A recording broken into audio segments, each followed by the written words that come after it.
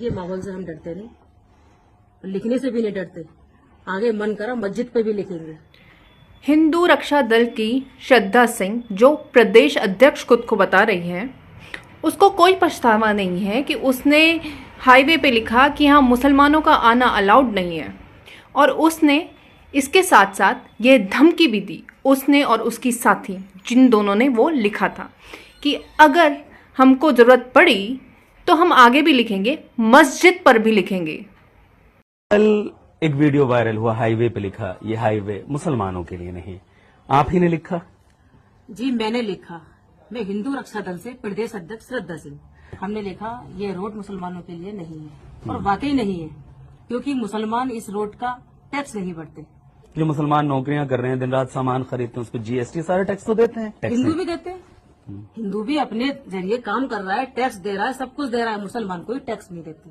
आपके मन में ये सवाल नहीं था कि ऐसा लिखने से समाज में वैमनस्यता फैल सकती है, समाज में इससे एक दूसरे में टकराव हो सकता है, माहौल खराब हो सकता है? ये आपके जहन में नहीं था जब आप लिख रहे थे? देखिए, माहौल से हम डरते नहीं, लिखने से भी नहीं डरते। आगे मन करा मस्जिद पे भी लिखेंगे। लिख आप रही हैं हाईवे मुसलमानों के हम लिए। लिख सकते हैं, ये देश हमारा है। अगर जिसे बुरा लगता है ना, वो पाकिस्तान चला जाए। लेकिन अशांत मतलब लिख आप रही हैं ऐसा संदेश जिससे अशांति फैल सकती है, और आप कह रही हैं शांति मुसलमान फैलाते हैं। हाँ, शांति मुसलमान फैलाते हैं। जिसको बुरा लगता है, जिस मुस्लिम को बुरा लगता है, वो पाकिस्तान जा सकता है। आगे भी लिखेंगी? लिखेंगे, जरूरत पड़ी तो जहाँ जरूरत पड़ी वहाँ लिखेंगे। अब आप पे मुकदमा हो गया है। कोई बात नहीं, ऐसे मुकदमों से हम डरते नहीं। आगे भी हो जाए कोई बात नहीं, जमानत करानी पड़ सकती है, जेल भी जाना पड़ सकता कोई बात नहीं, कोई टेंशन नहीं।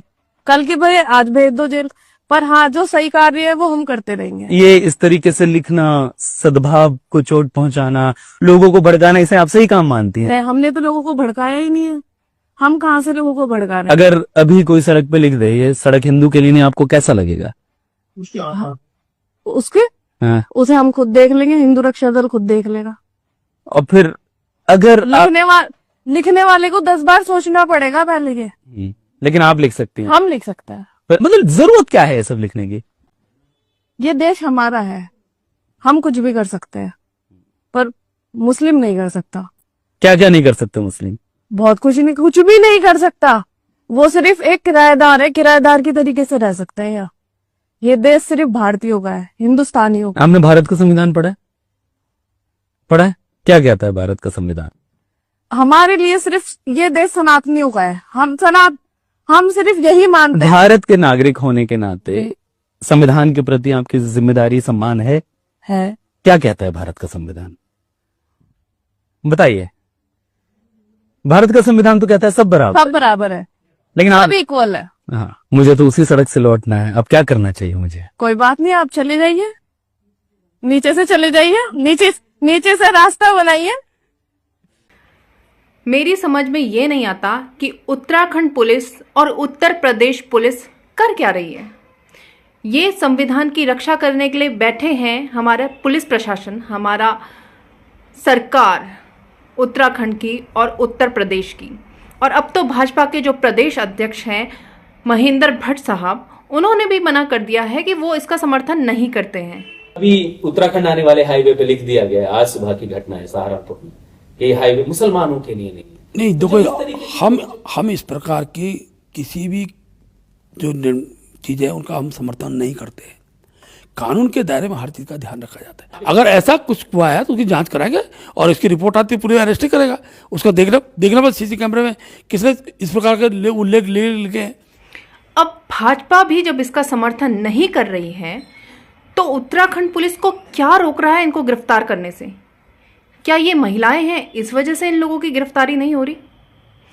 कानून में ये तो नहीं कहा गया कि महिला है तो उसको अपराध करने की छूट है और पुरुष है तो उसको अपराध करने की छूट नहीं है। अपराध तो चाहे पुरुष करे या महिला करे, बात एक ही है। दोनों की सज़ा एक समान होनी चाहिए। तो ये जो अभी हमारे रामराज की हालत चल रही है, बहुत चिंताजनक है। ये बहुत डरावनी हालत चल रही है। और अगर इसमें हमारा पुलिस प्रशासन शांत रहता है, चुप रहता है, तो भाई ये कहने में मुझे कोई गुरेज नहीं होगा कि मुझे क्या, हमारे इस पूरे उत्तराखंड को पुलिस प्रशासन की ज़रूरत ही नहीं है। जब आप लोग अपना काम कर ही नहीं रहे हो, आप लोग संविधान की रक्षा कर ही नहीं रहे हो, तो भाई आप लोगों की जरूरत क्या है? ये देश हमारा है, हम कुछ भी कर सकते हैं, पर मुस्लिम नहीं कर सकता। क्यों हम अपने टैक्स से आप लोगों की सैलरी भर रहे हैं? क्यों? मुसलमानों को कोई राइट नहीं बनता जो उस रोड से निकले। अगर अच्छा, आपको ये लिखने के लिए किसी ने बोला, ये खुद से आपने लिखा क्या? मैं खुद आपसे लिखा है। और मुसलमान टैक्स नहीं देते, टैक्स अगर देते हैं तो उस चीज के हमें पेपर चाहिए। अच्छा, आप पेपर देखना चाहते हैं? हाँ, पेपर देखना चाहते हैं। आपने, आपके गले में एक गमछा था भगवा कलर का, और आपने जय श्री राम भी बाद में बोला। उससे पहले आपने लिखा कि ये रोड मुसलमानों के लिए नहीं है। मतलब किस वजह से आपने लिखा? बस ऐसे ही हम आ रहे थे वहां पर, जो हिंदू मुस्लिम का मैटर था, आक्रोश था, इसलिए लिख दिया। मतलब सारे मुसलमानों के लिए आपने लिखा कि कोई भी उस तरफ से नहीं चल पाएगा? बिल्कुल, सबके लिए लिखा। अच्छा, आपको पता है उसके बाद आपके ऊपर मुकदमा भी किया है? बिल्कुल पता है। डर नहीं लगता? बिल्कुल भी डर नहीं लगता। तो अगर आपको जेल हो गई, आप महिला हैं, कोई बात नहीं, जेल हो गई, मतलब आप जेल जाने के लिए तैयार? बिल्कुल जाने के लिए तैयार। हमें किसी चीज का डर नहीं है, ना ही हमें अफसोस है कि हमने ऐसा काम अच्छा, किया। आपको अफसोस भी नहीं है कि आपने ये काम क्यों किया? क्योंकि पूरे देश से मतलब लोग सवाल कर रहे हैं कि आपने ऐसा क्यों लिखा। हमें बिल्कुल भी अफसोस नहीं है। अगर अफसोस होता तो हम लिखते ही क्यों। मैं तो उत्तराखंड सरकार से ये विनती करना चाहूंगी कि जो भी अधिकारी हो या पुलिस अफसर हो जो संविधान की सुरक्षा करने में असमर्थ पाए जा रहे हैं, कृपा करके उनको निकाल दीजिए। क्योंकि ये सरकार बिना मतलब के उनको सैलरी दे रही है। केवल सैलरी खाकी वर्दी पहनने के लिए नहीं होती है, सैलरी आपको संविधान की रक्षा करने के लिए मिलती है। देखिए, आज जेल है, कल को बेल है। हम जेल जाने से नहीं डरते। अभी तक पुलिस का कोई कॉल आया आपको, जैसे आपके ऊपर मुकदमा किया है? नहीं, अभी तक कोई नहीं आया। कोई पूछताछ नहीं? सिर्फ ये पता लगा कि मुकदमा हो? हाँ, ये पता चल गया है कि मुकदमा हो गया है। दिल में कोई डर भय है मुकदमा? बिल्कुल भी नहीं, कतई भी नहीं। तो आप ये जो चीज़ें कर रहे हैं, संविधान की हत्या दिन प्रतिदिन बढ़ती जा रही है, उल्टी सीधी बातें लोग कर रहे हैं, उन पे आप कार्रवाई नहीं करते। लेकिन अगर कोई सच बात बताता है, कोई सच्ची बात करता है, कोई संविधान बचाने की बात करता है, तो उस पर पुलिस प्रशासन तुरंत एफआईआर करके, तुरंत एक्शन लेके, तुरंत उनको गिरफ्तार भी कर लेते हैं। लेकिन इसमें होता है मुकदमा अज्ञात के नाम पे। जैसे मोहम्मद दीपक वाला मुकदमा था, मोहम्मद दीपक के नाम पे तो जिन लोगों ने उसको मारने की धमकी दी थी, जो खूब बस भर के आए थे, जिनके खूब बड़े बड़े पोस्टर्स लगे रहते हैं, वो अज्ञात के नाम से दर्ज हुए और दीपक पर तुरंत मुकदमा दर्ज हो गया।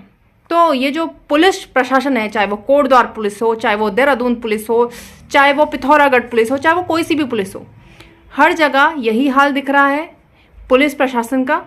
तो भाई डीजीपी साहब, अगर आपसे उत्तराखंड नहीं संभल रहा है, डीजीपी साहब अगर आपसे उत्तर प्रदेश नहीं संभल रहा है, तो आप दोनों जो उत्तर प्रदेश और उत्तराखंड के डीजीपी साहब हैं, दोनों को इस्तीफा दे देना चाहिए। क्योंकि अब सरकार की ये जो मनमानी है और ये जो पुलिस प्रशासन की अनदेखी है, ये जनता नहीं सहेगी। जनता को सड़कों पर आने पर मजबूर मत कीजिए, मत कीजिए, मत कीजिए। क्योंकि अगर आप लोग कानून व्यवस्था नहीं बनाएंगे तो मजबूरन जनता को सड़कों पे आना पड़ेगा।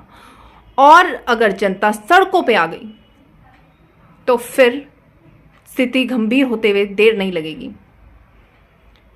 एक स्पेशल टीम जो हिंदू रक्षा दल के नाम से और विश्व हिंदू परिषद के नाम से और बजरंग दल के नाम से इस देश का शांति भंग कर रही है, इस देश का माहौल बिगाड़ रही है, उन पर पुलिस प्रशासन को यूएपीए लगाना चाहिए। वो हमारे देश की सुरक्षा के लिए सबसे बड़ा खतरा है। वो इस देश के लिए आतंकवादी संगठन है।